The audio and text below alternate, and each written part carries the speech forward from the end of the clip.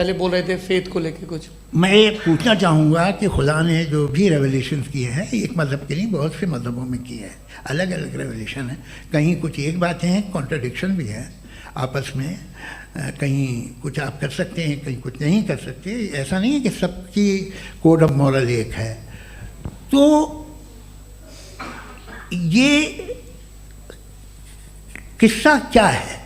अब आप ये देखिए कि मुझे कभी कभी लगता है कि जो फुटबॉल फाइनल होता है, लाखों लोग होते हैं, फिर वो टीवी कवर कर करोड़ों लोग, अगर उसमें खुदा की एक बूमिंग आवाज़ आ जाती, मैं गॉड हूँ, तो सारे लोग अभी सुन लेते और टीवी पे भी सुन लेते, किस्सा खत्म होता।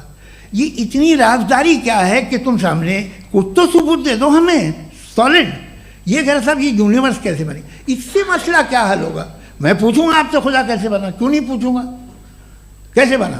बल्कि वो तो कायनात से कहीं ज़्यादा इंटेलिजेंट है, कायनात से कहीं ज़्यादा कॉम्प्लेक्स। जी वो हमेशा से है, आप कहेंगे मैं मान लूँगा। अच्छा दोयम वो कादिर मुतलक, यानी कादिर मुतलक का मतलब ओमनीपोटेंट, वो जो चाहे कर सकता है। आपको नौकरी दिलवा सकता है, आपकी अच्छी जगह शादी करवा सकता है, आपके पड़ोसी का मुकदमा हरवा सकता है, आपको जिता सकता है, सब काम करता है। थोड़ा सा माइक क्लोज जी। वो इस दुनिया को चला कैसे रहा है? ये दुनिया कैसे चल रही है? आपको इस पर हैरत नहीं होती? या क़यामत के बाद कभी एक जस्टिस होगा, जब ये बच्चा मर चुका होगा, जिसकी धज्जियाँ उड़ गई बम से, इसको इंसाफ मिलेगा तब। अच्छा अब जवाब हाँ दीजिए। मैं इसीलिए आप की तरफ। सबसे पहले आपने रेवलेशन और स्क्रिप्चर्स की बात की, इस पे मैं बात कर सकता हूँ लेकिन आज नहीं करूंगा चूंकि वक्त कम है, कभी और इस पे डिस्कस करेंगे। मैं तैयार हूँ उस पे भी बात करने के लिए। ये अभी से राउंड 2 की भूमिका तय हो रही है। डज गॉड एग्जिस्ट राउंड 2 जी। चूंकि आज गॉड के एग्जिस्टेंस पे बात है तो मैं उसी के रिलेटेड जो है आपके सवालात को एंटरटेन भी करूंगा और मैं भी पूछूंगा। आपने कहा कि आपने साबित ही नहीं किया, जबकि आर्ग्यूमेंट ऑफ कॉन्टिजेंसी बुनियादी आर्ग्यूमेंट है। आप मुझे कॉन्टिजेंसी का मतलब बताइए, आपका मतलब क्या? कॉन्टिजेंसी कॉन्टिजेंसी का मतलब यह हुआ कि हर वो वजूद जो किसी भी चीज का पाबंद है, हर वो वजूद या हर वो चीज जो अपने एग्जिस्टेंस में किसी भी चीज के पाबंद है और उससे बाउंड है, उसको उसकी ज़रूरत है, उस पर डिपेंड करती है, तो जाहिर सी बात है कि उसका कोई ना कोई कॉज होता है। ये तो अक्ल की बात है, ये आप रीजनिंग की बात करते हैं, मैं वही कर रहा हूँ। दूसरी चीज़ आपने ये बात कही कि इतने बिलियन लाइट ईयर्स दूर है, उसका मेरा क्या लेना देना। फिर मेरे ख्याल से आपको ये नहीं कहना चाहिए I think therefore I am an atheist. आपको सोचना चाहिए, सिर्फ आप एक लिमिटेड दायरे में रहकर नहीं सोचें बल्कि बाहर निकलकर सोचें।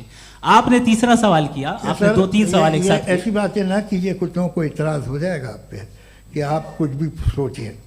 ये इजाज़त आपको है नहीं, मुझे है।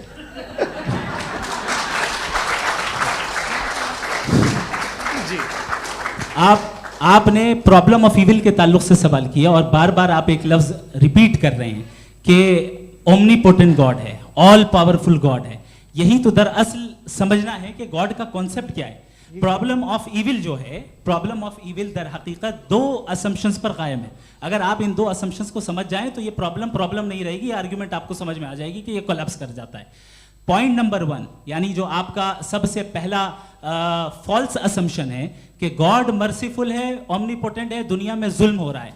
लेकिन आपको यह समझना चाहिए कि हमारे वर्ल्ड व्यू के मुताबिक गॉड सिर्फ ओमनीपोटेंट और सिर्फ मर्सीफुल नहीं है, बल्कि वो ऑल वाइज भी है और वो ऑल नोइंग भी है। उसके हर काम के पीछे हिकमत और विजडम है। ये कोई जरूरी नहीं है कि वो हिकमत और विजडम आपको समझ में आए या मुझे समझ में आए। अगर आप जो समझ रहे हैं उसके मुताबिक आप फैसला कर रहे हैं, ये लिमिटेड पर्सपेक्टिव से आर्ग्यूमेंट है। और इस चीज को हम अपनी दुनिया में, अपने लाइफ में, डेली लाइफ में इस प्रिंसिपल को एक्सेप्ट करते हैं। हम जब किसी डॉक्टर के पास जाते हैं, डॉक्टर के पास जाकर वो अगर उसने हमें कोई दवाई दी है तो हम ये तो नहीं कहते कि जब तक आपके पास जितना नॉलेज और जितना विजडम नहीं है, आपने क्यों ये दवाई दी है, तब तक हम इस चीज को एक्सेप्ट नहीं करेंगे।